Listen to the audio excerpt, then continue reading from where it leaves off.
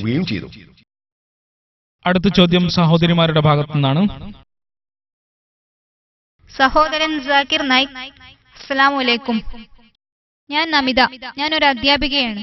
ആദ്യമായി തന്നെ സമാധാനത്തിനും സ്നേഹത്തിനും സാഹോദര്യത്തിനും വേണ്ടിയുള്ള നിങ്ങളുടെ സ്തുത്യർഹമായ പ്രവർത്തനങ്ങളെ അഭിനന്ദിക്കാൻ എന്നെ അനുവദിച്ചാലും.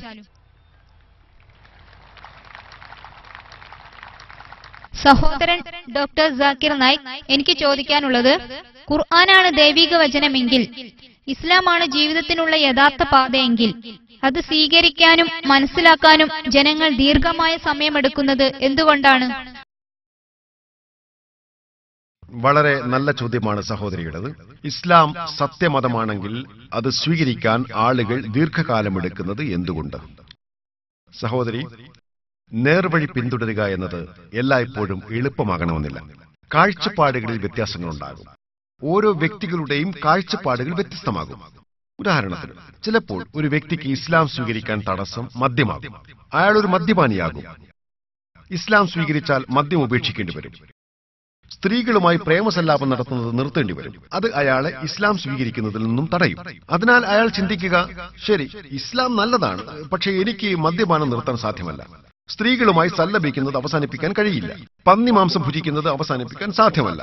നിങ്ങൾ പഠിക്കുകയാണെങ്കിൽ അയാൾക്ക് ചില ദുരാഗ്രഹങ്ങളുള്ളതായി കാണാം. ചിലപ്പോൾ ഒരാൾ മദ്യപാനിയോ പന്നിമാംസം ഭുജിക്കുന്നവനോ ആകണമെന്നില്ല. പക്ഷെ അയാൾ ചിന്തിക്കുന്നത്, ഇപ്പോൾ ഇസ്ലാം സ്വീകരിച്ചാൽ ഞാൻ കഴിഞ്ഞ 40 വർഷം വിഡ്ഢിയായിട്ടാണോ ജീവിച്ചത്? അതിനാൽ നല്ലത് ഇസ്ലാം ഉപേക്ഷിക്കലാണ്. ചിലർ ചിന്തിക്കുന്നത്, ഞാൻ ഇസ്ലാം സ്വീകരിച്ചാൽ എന്റെ സുഹൃത്തുക്കൾ എന്ത് വിചാരിക്കും, എന്റെ മാതാവും പിതാവും എന്ത് പറയും? എന്തെല്ലാം തടസ്സങ്ങളാണ് സഹോദരി. ഈ തടസ്സങ്ങളെല്ലാം അതിജയിക്കാൻ സാധിച്ചാൽ മാത്രമേ സത്യം സ്വീകരിക്കാൻ നിങ്ങൾക്ക് സാധിക്കൂ. അതിനാൽ നാം മനസ്സിലാക്കേണ്ടത്, ഇവിടെ സന്ദേശം വ്യക്തമാണ്, യുക്തിപൂർവമാണ്.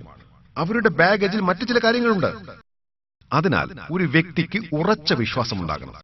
ഇത് സത്യമാണെങ്കിൽ സ്വീകരിക്കാൻ ഞാൻ തയ്യാറാണ്. എന്റെ അമുസ്ലിം സുഹൃത്തുക്കൾ എന്നെ ഉപേക്ഷിച്ചാലും. അതിനാൽ എന്നെ വിശ്വസിക്കൂ സഹോദരി, ഇതൊരു കാഴ്ചപ്പാട് മാത്രമാണ്. ധാരാളം അമുസ്ലിങ്ങൾ ഇസ്ലാം സ്വീകരിക്കുന്നുണ്ട്. എന്നിട്ടും അവർക്ക് പഴയ സുഹൃത്തുക്കളെ നഷ്ടപ്പെടുന്നില്ല.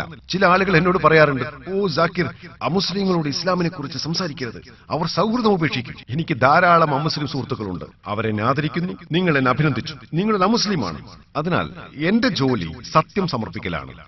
ഒരു കാര്യം കൂടി, ഖുർആൻ സൂറ അൽ ബഖറ അധ്യായം 2 സൂക്തം 256 പറയുന്നു, മതത്തിന്റെ കാര്യത്തിൽ യാതൊരു ബലപ്രയോഗവുമില്ല. സന്മാർഗം ദുർമാർഗത്തിൽ നിന്ന് വേർതിരിഞ്ഞിരിക്കുന്നു. സഹോദരി, നമ്മുടെ ജോലി സത്യം അവതരിപ്പിക്കലാണ്. ഒരാൾക്ക് സ്വീകരിക്കാനും തിരസ്കരിക്കാനുമുള്ള സ്വാതന്ത്ര്യമുണ്ട്. എല്ലാവരെയും ഇസ്ലാം സ്വീകരിപ്പിക്കുക എന്നത് ദൈവത്തിന് വളരെ നിസ്സാരമാണ്. സൂറ യൂനസ് അധ്യായം 10 സൂക്തം 99 പറയുന്നു, നിന്റെ രക്ഷിതാവ് ഉദ്ദേശിച്ചിരുന്നുവെങ്കിൽ ഭൂമിയിലുള്ളവരെല്ലാം ഒന്നിച്ചു വിശ്വസിക്കുമായിരുന്നു. പക്ഷെ അങ്ങനെയെങ്കിൽ അവിടെ ഒരു പരീക്ഷണം ഉണ്ടാകില്ല. അള്ളാഹു ഖുർആനിൽ പറയുന്നു, സൂറ മുൽക്ക് അധ്യായം 67 സൂക്തം 2, നിങ്ങളിൽ ആരാണ് കൂടുതൽ നന്നായി പ്രവർത്തിക്കുന്നവർ എന്ന് പരീക്ഷിക്കുവാൻ വേണ്ടി മരണവും ജീവിതവും സൃഷ്ടിച്ചവനാകുന്നു അവൻ.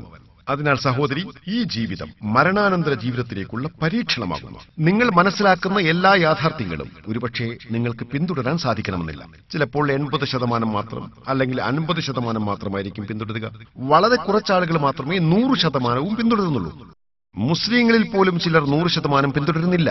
ചില മുസ്ലിങ്ങൾക്ക് ചീത്ത സ്വഭാവങ്ങളുണ്ടാകാം, എന്നാലും അവർ മുസ്ലിങ്ങളാണ്.